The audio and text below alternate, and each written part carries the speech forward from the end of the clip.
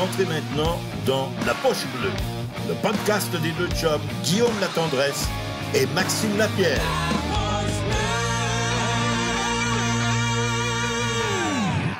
Gagne-moi le beau bonhomme, tu es tabarouette. Salut Max. Hey, Colin, semaine. All right, ça marche. Comment ça va, Max? Ça va super bien. Écoute, je vous écoutais jaser, puis honnêtement, tu sais, je pense que c'est moi, comme bien les fans de hockey, qui ont mis une question. Vous l'avez dit, ben, c'est une journée spéciale pour bien les petits culs qui ont travaillé fort. Puis c'est là parce que tu regardes le repêchage national de hockey, évidemment, il y a plus de succès pour ceux qui sont repêchés en première ronde pas en deuxième. On dirait que le hockey junior, les gars sont tellement jeunes que, tu sais, des fois, tu regardes la liste de repêchage de certaines équipes, puis les gars qui ont été repêchés en 8, 10e, 12e ronde, c'est eux autres qui ont percé. Ça doit être tellement dur de juger le talent quand tu as 15, 16 ans, bien plus qu'à 18, 19 ans, je me compte tout. Ah non, tu te trompes pas, honnêtement. C'est malade. Tu sais, juste moi, mettons, avec mon midget 3, je vais prendre un kid que j'évalue au mois de mai, puis je le vois revenir à 15 ans au mois d'août. Il peut avoir pris, man, 3 pouces, là.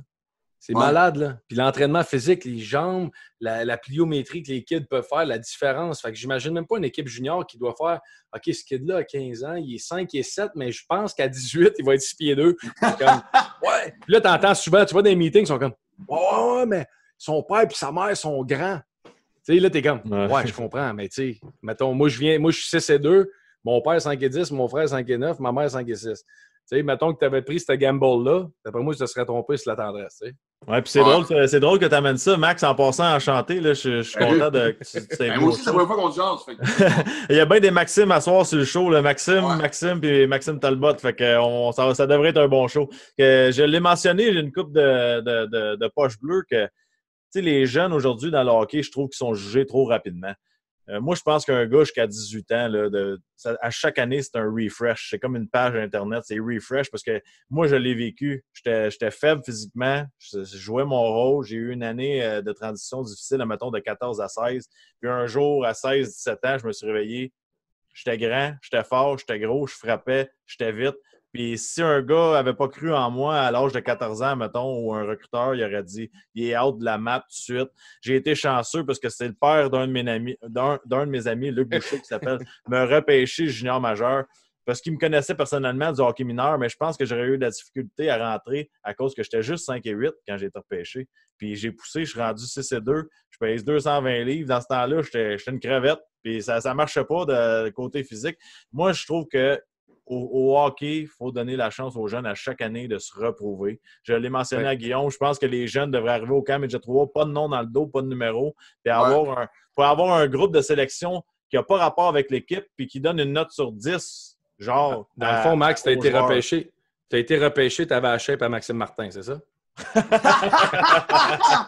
la même attitude de merde, c'est pas. Hey Max, c'est drôle qu'on parle de ça. T'as animé à TVA Sport la Ligue junior majeure du Québec. T'as parlé de ça un peu. C'était quoi? Parle-moi de ça un peu. Moi, j'ai adoré. Tu sais, j'ai quand même animé 2 émissions, le fun, évidemment, le junior majeur puis le 24 CH. Puis dans les 2 cas, je me suis senti hyper privilégié d'être dans les coulisses puis surtout de... Tu sais, moi, je pense que j'ai été vite accepté dans les 2 cercles parce qu'on a vu l'humoriste puis le fan, puis les gens voyaient bien que je n'étais pas un journaliste qui venait piéger. Dans les 2 cas, les émissions étaient souvent pré-tapées. Puis comme je réussissais à avoir la confiance des boys rapidement, les gars, des fois, sans dire qu'ils s'échappaient, m'en disaient beaucoup. Puis tu voyais que dans leur yeux ou dans leur tête, c'était genre, je viens-tu de dire ça? J'ai toujours, man, il y a du montage. Puis j'en ai rien à chier d'avoir un scoop pour aller me faire de la popularité sur les réseaux sociaux ou... Tu sais, j'aime mieux entretenir la relation que j'ai avec toi présentement puis la garder celle-là parce qu'elle vaut plus pour moi à mes yeux que... Fait que ça m'a beaucoup aidé dans les deux projets. Puis c'est 2 mondes différents. Moi, ce que j'aime du junior, c'est l'innocence où tout le monde rêve. Tu sais. C'est drôle, il n'y a pas longtemps, j'ai raconté cette anecdote-là. Quand j'animais junior majeur, un moment donné, on était à Caddy Batters, puis j'interviewe un jeune de 20 ans qui vient d'être échangé. Qui est 7e défenseur. Puis c'est vraiment pas méchant de ma part, mais je jase. Puis dans ma tête, t'es 7e défenseur à 20 ans. Je veux dire, t'as beau rêver, des fois, la réalité te rattrape. Fait que j'ai dit, toi, après le junior, tu vas-tu université ou peut-être même décrocher un contrat en Europe. Et j'ai vu que dans ses yeux, je venais de péter sa bulle. Ah ouais, hein? Et lui, il croyait encore en national de hockey. Je me sentis tellement trop de cul parce que je pense que t'as le droit de rêver. tout le long de ta vie jusqu'à temps que maintenant l'évidence te rattrape, mais c'est pas à moi de te l'annoncer. T'sais. Mais c'est ça qui est beau du junior, c'est que tout le monde y croit, puis tout le monde a le droit d'y croire. T'sais. Et vous l'avez vécu, je veux dire, c'est pas que quand tu deviens pro, ça devient une job, mais c'est une pression additionnelle. Ben, tu joues dans un marché différent. C'est simplement ça. C'est ça pareil. Puis moi, en plus, la dernière année que j'ai animé junior et majeur, c'était l'année où est-ce que la Coupe Memorial était à Shawinigan. Puis, fait que j'ai vécu toute cette semaine-là à Shawi, où Shawi avait gagné. Il avait pas gagné, il avait fini premier au classement. Ils ont été sortis en première ronde. C'est fou, ça. Hein, t'en souviens-tu? Puis, évidemment, dans le tournoi à la ronde, ils finissent à égalité 3e. Ils s'en vont à un match suicide. Ils gagnent. Ils vont en semi-finale, ils gagnent. Ils s'en vont en finale. Ils s'en vont en supplémentaire. Je me souviens, c'est tellement beau parce que j'étais dans une section de l'aréna, où il devait y avoir 20 boys de la Ligue nationale de hockey, autant actifs que récemment retraités. Je pense à Enrico Ciccone qui est à côté de moi. Et quand Shawi a scoré en overtime, c'était beau de voir ces gars-là qui sont des boys, un peu machos, avoir les yeux pleins d'eau. Puis d'embarquer sur la glace avec Shawi. Je me souviens, j'ai une photo avec Michael Bournival que je chéris, mais grandement, ce qui me prend autour du cou, puis vraiment de partager cette joie-là. Je suis sûr que gagner la Coupe Stanley déclenche la même joie, mais on dirait qu'à cet âge-là, t'as encore l'innocence du petit cul qui est présent. T'sais. Mais tu sais, moi ça, puis mon frère a toujours été mon mentor. Il n'a pas joué dans la Ligue nationale. On a fait un camp à Montréal ensemble. Il a joué en Autriche, il a joué en Allemagne, il a joué en France. Puis j'ai toujours dit... la beauté du hockey ou du sport, c'est que peu importe c'est quoi ton niveau, c'est ta Coupe Stanley. T'sais, moi, je jouais pour le Canadien de Montréal. Mon frère a gagné la Coupe Kelly dans East Coast. Puis je braillais comme si je venais de gagner la Coupe Stanley. J'étais sur la glace à prendre des photos. Ils m'ont sorti de la glace. Ils ont dit t'as pas le droit d'être ici, genre, t'es pas un joueur. Dans l'East Coast, que c'était le club école du Canadien. Moi, je pense que t'aurais dû être vêtu. Là. C'est correct que t'es le frère d'un joueur. Ah ouais, ça prend des vêtements pour être sur la glace. J'étais déshabillé, c'était ça mon problème. Mais tu sais, je veux dire que peu importe ton sport, peu importe ce que tu fais, ta Coupe Stanley, tu peux l'atteindre pareil. C'est ça que je trouve le fun du sport. C'est ça que je trouve le fun. Toi, Max, c'est quoi dans ton monde, là, dans le monde des artistes, c'est quoi votre Coupe Stanley? Ben, pour ma génération, c'est ton premier gala juste pour rire. Ah ouais. Moi, je l'ai vécu très jeune, je l'ai vécu à 21 ans, puis ça, on dirait que c'est ton premier baptême. C'est ta première étape. On parle justement du repêchage du budget 3. Tu n'es pas encore dans la Ligue majeure, mais tu es officiellement reconnu. T'sais, surtout qu'à l'époque, les galas juste pour rire, je te parle début 90, c'était quasiment des 2 millions de codes d'écoute. Puis moi, je me souviens très bien de ce moment-là, de mon premier gala. C'était en octobre, puis moi, j'ai toujours de la misère à me regarder à la télévision. C'était ma première grande apparition. J'ai pas voulu être à la maison chez ma famille à Québec à regarder ça. Je suis allé jouer au hockey Cossum avec des chums. Puis puis la game était en même temps que le gala était diffusé. Puis je me souviens d'aller au dépanneur me chercher un Gatorade avant qu'on ait joué. Puis bon, tu payes ton Gatorade. Le commis t'a dit bonjour. Puis 2 heures plus tard, quand on est retourné au dépanneur chercher quoi à boire, le gala avait été diffusé dans la télévision au dépanneur. Puis le gars a fait « Hey, t'es Maxime Martin ». Ma vie venait de changer aussi rapidement que ça. Et comme tout le monde, il regardait ça à l'époque, ben, fait que ça, c'était le premier tremplin. Puis l'autre, officiellement, qui vraiment te concrétise, c'est ton premier one-man show. Ça, c'est... Tu vois, je viens de sortir mon 5e l'automne dernier, puis chaque nouveau show, honnêtement, je veux dire, c'est une nouvelle aventure, c'est une nouvelle étape de ta vie. Ton écriture est différente, ton évolution est différente. Il y a quelque chose de très, très, très romantique. En tout cas, je suis venu voir ton show à Magog, puis... Tu dis que c'est ton 5e puis que tu as une écriture différente, je peux te dire que tu te laisses aller à tabarnak. Oui, mais ça reste du Maxime Martin, c'est clair, tu sais, mais c'est drôle parce qu'il y a bien du monde qui me disent que c'est mon meilleur show, puis d'accord, je ne m'obstinerai pas. Mais j'ai un lien romantique avec le premier, tu sais. Je veux dire, honnêtement, je pense que je vais le comparer à vous autres encore une fois. Il n'y a rien qui va battre ton premier camp d'entraînement professionnel. Tu sais. Jamais. Ah, c'est sûr, c'est celui que Max n'était pas là, je pense, pour moi. Mais on me demande souvent, Max, Guillaume, un jeune qui veut faire ce que tu as fait. Puis Chris, on s'en allait à soir, ça va avoir du fun, puis là, on est deep, puis c'est correct. J'adore ça. Mais la question que j'ai le goût de te poser, ça vient de me popper comme ça. On me dit souvent, Guillaume, un jeune qui joue au hockey, c'est quoi le meilleur conseil que tu peux lui donner? Toi, Maxime Martin, dans ta business, c'est quoi le meilleur conseil qu'on t'a donné?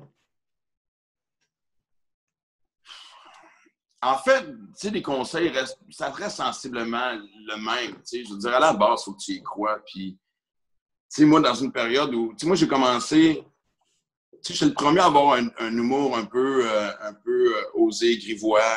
Je refuse le mot vulgaire parce que pour moi, vulgaire, c'est facile. C'est pas parce que tu as des gags osés que tu as de l'humour facile. Ça, je vais toujours le dire. C'est pas parce que tu es crunchy que tu n'as pas d'opinion, tu sais. Ouais. Puis, moi, j'étais arrivé dans une génération où j'avais François Morancy, puis Mascotte, puis Anctil, Cavana, Huard, qui avaient un humour beaucoup plus accessible.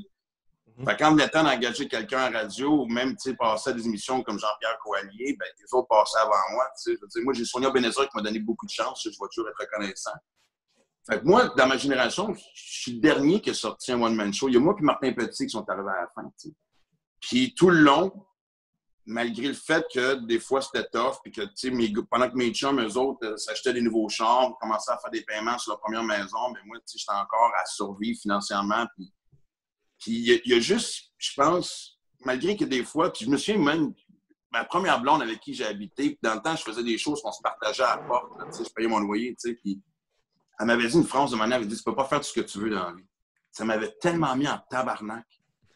Mais en même temps, c'est devenu une belle source de motivation, tu sais. Fait puis même dans la trentaine, pendant que je vivais une période difficile à cause que tout le monde sait, là, tu sais. Ouais. Il y a juste... J'arrêtais pas de me dire, c'est pas vrai que ça va s'arrêter maintenant. C'est pas vrai que ça s'arrête. Max, qu'est-ce que tu dis, là? Qu'est-ce que tu dis? Tu considères-tu que tu as ouvert beaucoup de portes pour beaucoup de personnes dans ce business-là après? Bien, tu vois, ça, c'est une de mes anecdotes préférées dans...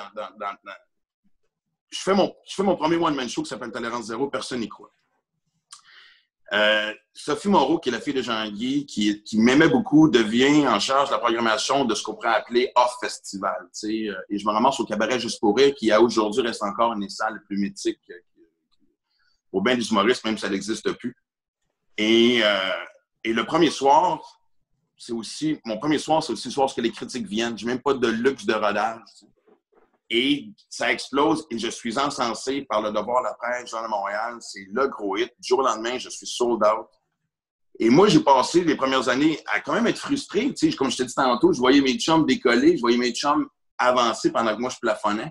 Ouais. Puis, pour la première fois, au lieu que c'était plus moi qui allais voir leur show, mais là, c'était eux autres qui allaient voir mon show. Tu sais, à un moment donné, un soir, je vois Rousseau, puis je vois McLeod, puis je vois tous les boys, puis il y a un soir qu'il y a Guy Lepage qui est là, que j'avais rencontré quelques fois, tu sais. Puis toujours avec l'intimidation que, tu sais, aujourd'hui, Guy, c'est un chum, à l'époque, c'était le gars de RBO. Hein. Ah ouais, c'est... Puis il était venu dans la loge, puis, tu sais, il avait capoté sur le show, puis il m'avait dit une affaire que je n'oublierai jamais, puis qui s'est révélée très vraie. Il dit, c'est ton affaire, tu viens d'ouvrir une porte pour bien du monde, mais en général, celui qui rouvre la porte va être le dernier à passer à travers. Il dit, fais la paix avec ça le plus rapidement possible. Mais Chris, c'est vrai, parce qu'en ouvrant cette porte-là, McLeod est arrivé après, il a tout défoncé. Mike Ward a tout défoncé. Jeff Mercier. Puis moi, pendant ce temps-là, je glissais, pas je glissais au classement, mais ces gars-là ont vraiment explosé. Mm-hmm. Et maintenant, tu sais, je veux dire, on parle de 98, fait qu'on parle, tu sais, de 22 ans plus tard, tu sais. Moi, j'ai l'impression que ça fait 5 ans que j'ai atteint ma ligue nationale du showbiz, tu sais. Fait que... Et pendant toutes ces années-là, la phrase de Guillaume me revenait. J'en ai jamais voulu parce que je le sentais en dedans de moi. Puis il a fallu que je deal avec cette frustration-là. Mais il n'y a pas de temps. Je veux dire, le gars qui atteint la Ligue nationale à 25 ans est aussi heureux que celui qui arrive là à 18-19 ans. Tu veux juste fucking réussir. Puis ce que je vis présentement, ben, justement, c'est le labeur de toutes ces années-là. Et ce qui est le fun, c'est qu'aujourd'hui, je peux me dire, mon instinct avait raison. Mm-hmm. Ouais. Puis ça goûte meilleur après tous ces efforts-là. Max, dans le monde du hockey, le monde nous dit patine plus fort, frappe plus, bloque des shots, entraîne-toi. Dans ton monde à toi, on dit quoi pour pas lâcher la corde? Bien, c'est pas qu'on. Tu sais, tu vas avoir des conseils amicaux, mais c'est une business de survie. Tu sais, je veux dire, surtout quand on a des styles différents. Moi, on a beaucoup, surtout les premières années, malgré le succès de Tolérance Zéro, mon premier one-man show, on essayait de me rendre plus accessible. Puis je suis tombé dans une zone d'insécurité où je me suis concentré, au lieu de me concentrer sur ceux qui m'aimaient puis leur donner ce qu'ils veulent, ce qui est moi, en fait, c'est pas comme je suis en train de me travestir, je faisais du Maxime Martin, j'ai voulu faire le pont puis faire plaisir à ceux qui m'aimaient pas. Puis je me suis perdu pendant des années, tu sais. Mm-hmm. Puis c'est drôle parce que la seconde où ce que j'ai dit, ben Chris, qui mange la merde, je vais continuer de faire ce que moi je fais. Ce que je fais de mieux, c'est être moi. ironiquement, cette journée-là, c'est là que le bassin de fans s'est agrandi. Parce que s'il y a une affaire qui n'a pas de prix dans le show business, c'est l'authenticité. T'sais. Puis ça finit par être reconnu. T'sais. Fait que c'était pas autant les conseils, comme je te dis, que de... Puis c'est beau un cheminement parce que, tu sais, avec du recul, il y a peut-être des choses que j'aurais fait différemment, mais je pense que, tu sais, c'est tellement un métier que tu te remets constamment en question. Puis tu peux te perdre facilement dans ce milieu-là. T'sais. Ben, je l'ai fait. C'est fou, là. Ben oui, exact. Exactement, tu sais, je veux dire... c'est un show, Max... Parce que, tu sais, on s'en est parlé beaucoup, je t'en parlais. Mais, tu sais, les périodes de consommation étaient un bouclier pour passer à travers cette peine-là, tu sais, fait que, tu sais... Ah non, j'en parlais à Max tantôt, ça me fait rire, parce que ça fait quoi... Chris, mon tournoi de golf, c'est quoi, 2009? 2000... La première, t'es arrivé... on s'était vu l'année d'avant, je pense que t'étais défoncé. L'année d'après, t'es arrivé avec des carottes, puis tu m'as dit dans 2 mois, je cours un Ironman. J'étais comme, OK, qu'est-ce qui s'est passé avec ces gars-là? C'est évité, man, ça. Regarde, ça va toujours me suivre. Hey, puis... Je sais que tu bois plus, Max, puis félicitations d'avoir fait ça. C'est magique, puis on n'en parlera pas. T'en as assez parlé. Nous autres, c'est juste que je veux prendre un petit verre parce que les gens nous écrivent de prendre un verre. Prendre une petite gorgée. Amuse-toi, puis prends-en un pour moi. Mais la question qu'on a eue de Gab Desrosiers est très intéressante. Il dit, est-ce que pour toi, Max, chaque one-man show représenterait pour un gars de la Ligue nationale de changer d'équipe? Ah, c'est super bon. Pire, hein? C'est une question intéressante en tabarouette. Mais c'est parce que la différence, c'est que, tu sais, vous autres, quand vous êtes échangés, c'est pas un contrôle. Ça devient une nouvelle phase de vie parce que c'est une nouvelle équipe et forcément, arrive à une période différente de ta vie. Tu sais, vous commencez souvent, vous êtes célibataire, jeune, tu sais, rendu mi-vingtaine, fin vingtaine, puis bien papa, c'est plus les mêmes circonstances. Fait, tu sais, ton énergie en tant que joueur, j'imagine, tu sais, à 18, 19, 20 ans, tu veux prouver que tu mérites d'être là. Mm-hmm. Après ça, tu te bats pour un poste. Après ça, tu sais, je veux dire, ton expérience t'aide à passer à travers des périodes difficiles parce que, tu sais, j'imagine, tu sais, après pas j'imagine, on sait tous que il y a le talent au hockey, mais il y a aussi ce qui se passe entre les deux oreilles. Des fois, tu peux être ton pire ennemi. Là, je veux dire, c'est la même chose dans le showbiz. Fait. En fait, sans dire que c'est échangé, c'est que chaque one-man show est une tranche de vie, parce que l'inspiration est différente parce qu'elle est basée sur ce que tu vis à ce moment-là. Puis, tu sais, moi, ce que j'aime, un de mes moments préférés dans une carrière qui est super valorisant, puis excitant, puis en même temps hyper inquiétant, c'est que la journée où ce que tu te dis... En tout cas, moi, j'ai toujours vécu de même. Tu sais, souvent, il y en a qui vont construire des crimes malgré qu'ils ont un show sur la route, puis après ça, ramasser tout ce qu'ils ont écrit pour faire un show. Mais moi, il y a toujours, quand un show se termine, ou tu sais, vers la fin, et que je me mets à penser au prochain show, je rouvre mon ordinateur, et j'écris nouveau show, parce que j'ai, évidemment, à ce moment-là, pas de titre de show en tête. Et là, je rouvre, et ce que j'ai devant moi, c'est une page blanche. Et je prends toujours le temps de la regarder longtemps, cette page blanche-là, parce que je me dis, je sais que c'est le début d'une aventure. Je sais que je vais aller vivre quelque chose de spécial. T'sais. Je sais que oui, je vais vivre, mais puis je ne sais pas encore vers quoi ça va aller. T'sais. Puis il y a des fois que j'ai pris le temps d'écrire. Il y a bien des shows. T'sais, mon avant-dernier show, enfin, justement, là, j'ai fait le procès de Maxime Martin, puis je voulais mettre à grand jour ce que j'avais vécu. Puis j'ai pu rire de ma période de consommation, ce qui a fait que il y a eu beaucoup d'auto-guérison, et c'est ce qui m'a même permis d'écrire le livre. Tu vois, le dernier show, je ne me tentais pas d'avoir une mission précise. Pour la première fois en 20 ans, j'ai écrit ce qui me passait par la tête en disant qu'un jour, à un moment donné, plus ça va avancer, plus ça va se fusionner ensemble, et c'est ce qui est arrivé. T'sais. Fait que c'est jamais pareil, c'est ce qui est merveilleux. T'sais. Je veux dire, moi, la plus grande récompense, je pense, de mon métier, c'est qu'il n'y a pas de routine comme telle. Ouais. Que ce soit la radio, que ce soit la série que j'ai avec ma fille, c'est toujours une nouvelle aventure. Puis à chaque fois que ça commence, tu sais que tu embarques sur un hostie de voyage qui va être le fun. T'sais. Nouvelle aventure tout le temps. Puis, tu as fait des changements comme Guillaume mentionnait. Parle-nous un peu là, de ton côté marathonien, Ironman. Tu as dû voir des anecdotes dans ce monde-là parce que t'étais pas né, t'étais pas un coureur quand t'es né. Tu étais un humoriste. Non, mais c'est sûr. Tu sais, moi, je veux dire, on parle d'accessibilité. Tu sais, quand j'ai repris le contrôle de ma vie, au début, j'étais pas mal chest-bras. Puis, tu sais, je faisais un petit peu de cardio, mais tu sais, sans plus.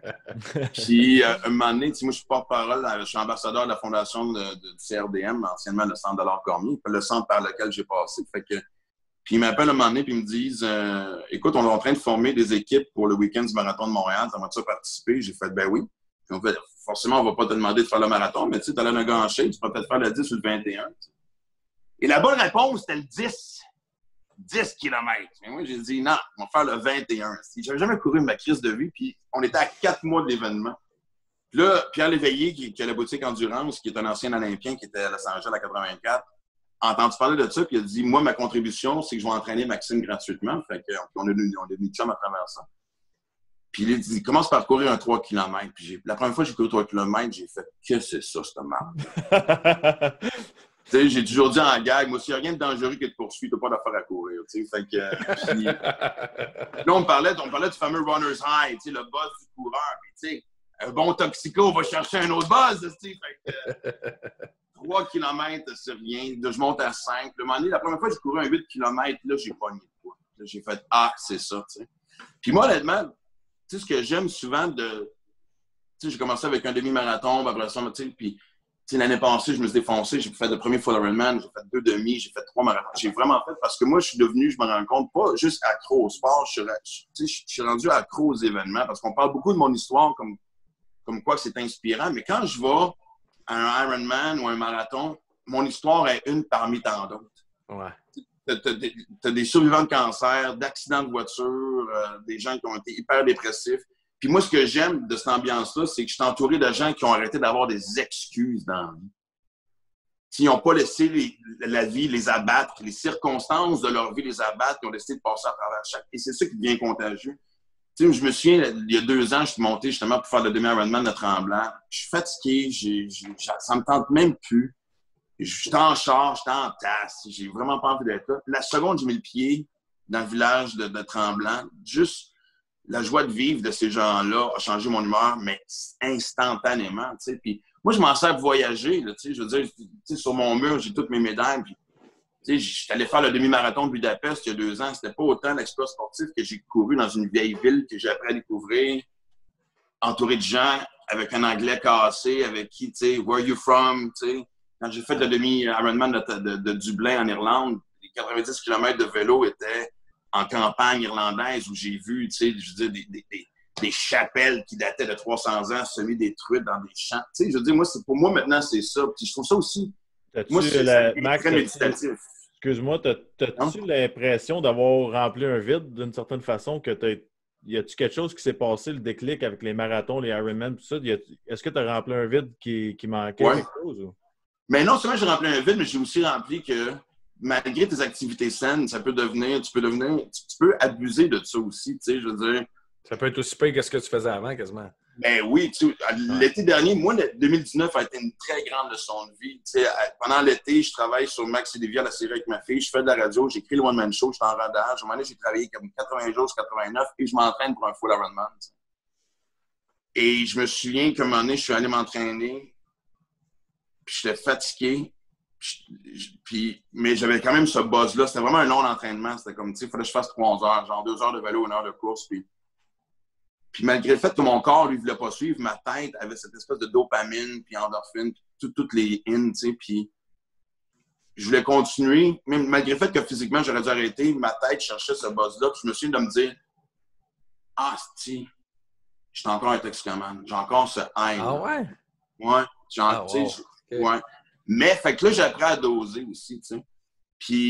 Puis aussi, c'est drôle parce qu'il y a des belles rencontres à travers ça. Parce que je me souviens d'une journée où, tu sais, justement, j'étais plus ou moins grognon. Puis je suis allé nager à l'île Sainte-Hélène, pas loin de chez nous. Puis je rencontre un gars que je connaissais pas, mais qui m'a entendu parler que je faisais mon premier full Ironman. Puis il me dit, puis comment ça va? Puis je commence à faire ma petite thérapie de chialeux, de gna. Il dit, man, la journée de Ironman, tu ne travailles pas de bonne humeur, tu n'as rien compris. L'entraînement, c'est là que tu te fais chier. Mais il faut vraiment que tu apprécies chaque moment. Et pour la première fois de ma vie, je suis embarqué dans l'eau. C'était quand même 4 km de nage. J'étais juste bien. J'entendais le son des vagues dans mes oreilles. Tout allait bien. Je passais devant le chalet que j'avais loué. Je passais mes moments de famille. Je suis embarqué sur le vélo. C'était « rends-toi là, rends-toi là ». Pour la première fois de ma vie, j'ai hyper tout compartimenté. Je n'étais pas dans l'eau en me disant « fuck, j'ai 180 km de vélo qui m'attend ». Puis quand j'étais sur le vélo, j'étais pas genre « il y a un 42 km qui m'attend ». Tant que mon cul était sur le vélo, j'ai refusé de penser à la course. Et ça, je l'ai appliqué à ma vie depuis ce temps-là. Vis ce que tu veux présentement. Tu sais, on le sait, tout le monde. Tu sais, le matin, tu te réveilles, tu le sais que ça va être une journée de merde. Tu le sais. Mais tu sais, moi, je suis à la radio tous les jours. Des fois, je fais comme, OK, aujourd'hui, tout me tape ses nerfs, tout ici, je garde, va donc t'amuser à la radio. Et des fois, juste de me concentrer sur une affaire change complètement la perspective d'une journée. Fait qu'à travers le sport, moi, j'ai énormément grandi. Ah, wow, c'est incroyable parce que je suis content ce soir, Max, que tu nous montres ce côté-là parce que on dirait que les gens qui nous font rire dans la vie, on les voit comme invincibles. On pense qu'ils se lèvent à tous les matins puis que c'est comme l'annonce Viagra, good morning, puis ils s'en vont. Mais il en prend pareil, là. Il en prend pareil, mais. Ben, tu sais, je suis content de voir ton. Dis-moi, Chris, faut que je parle avec Max et Guillaume entièrement bandé. Non, mais je suis content de voir ce côté-là de toi. Puis, tu sais, veux pas, là, on lit le chat en ce moment. Les gens, t'es un exemple pour eux, puis ils sont contents que tu montres ce côté-là parce que c'est un exemple dans la vie, peu importe, quand tu mets ta tête et tu te concentres, tu peux te sortir du trouble, tu peux trouver une nouvelle situation, une nouvelle vocation, tu peux continuer à améliorer ta vie. Puis c'est super cool que tu partages ça avec nous autres en ce moment. Ben, grand plaisir. Moi, je me disais, c'est vrai que on s'en laisse des anecdotes, c'est vraiment. On s'en laisse. Mais... Ben, moi, j'ai toujours dit, moi, je suis seulement drôle quand je suis payé. Fait que c'est de la merde. Non, mais honnêtement, c'est quoi, Max? On s'est retrouvés, moi puis Lapi, à faire ce show-là. Puis les gens, on a fait l'autre fois un gars qui a joué junior avec moi, qui a eu des problèmes de toxicomanie, qui a conté son histoire, puis on a eu des messages incroyables. Je pense que le véhicule d'un podcast comme on a, qui est sans limite, qui est sans stress, puis qu'on est en chum, tu sais, je pense que c'est la beauté de la chose. Puis les messages qu'on reçoit, c'est trippant. Moi, au final, là, ce qu'on fait, là, je suis content que tu me contes ton histoire. Je la connais. Elle me fait plaisir à entendre encore. Puis, tantôt, je me suis sorti ma tête. J'ai sorti ma tête de la situation qu'on est. Puis, j'ai dit, tabarnak, Maxime Martin, il est à mon show en train de me conter ses histoires. C'est hot en tabarouette. J'ai dit, je me suis senti tellement choyé, Max, que. Puis, c'est pas mon show, c'est notre show, moi, puis Lapi, mais je me suis mais on est chanceux que tu viennes partager tes expériences, puis ça fait déjà 25... Il va falloir être réinvité parce que là, il faut tomber dans les anecdotes le prochain coup. Ouais, parce que t'as Talbot, puis j'ai ma fameuse anecdote de la Talbot, mais c'est du quoi, je vais... Ah non, hey, on la garde en teaser, man, parce qu'on va te réinviter, c'est sûr. Ouais. C'est malade. Puis toi, normalement, tu te demanderais à un joueur de hockey de te signer un bâton, mais moi, je trouve que c'est bizarre que je te demande de signer mon micro. Fait que je ne le dirai pas. Et puis Max, il y a plein de monde qui nous écrit que j'ai vraiment le catché la première fois, mais ben écoute, si jamais je mets des gants, on en parlera. Ouais, mais sur le micro à Max, tu vas rien que marquer tes initiales. Tabarnak, c'est un podcast, le punch-out vient du joueur de hockey. C'est merveilleux. Hey, puis il y a plein de monde qui nous parle de ton numéro de couilles, que ça a l'air que c'était montré les couilles bleues à la TV. Tout le monde nous écrit tout à l'heure là-dessus, man. On en parlera la prochaine fois. OK, on se reprend bientôt là-dessus, c'est sûr. On a plein d'anecdotes, plein d'affaires. Esti, je suis content que tu sois venu. Grand plaisir, on fait ça très bientôt avec grand plaisir. C'était bien le fun, les boys. Tu es officiellement certifié La Poche Bleue. C'est beau. Tous nos autres invités, regarde ta belle petite photo avec les temples. Tu es certifié La Poche Bleue. Puis merci infiniment d'être venu ce soir. Ça met du punch dans notre show. Grand plaisir, les boys. Salut, Max. Salut, Max. Thank you, man.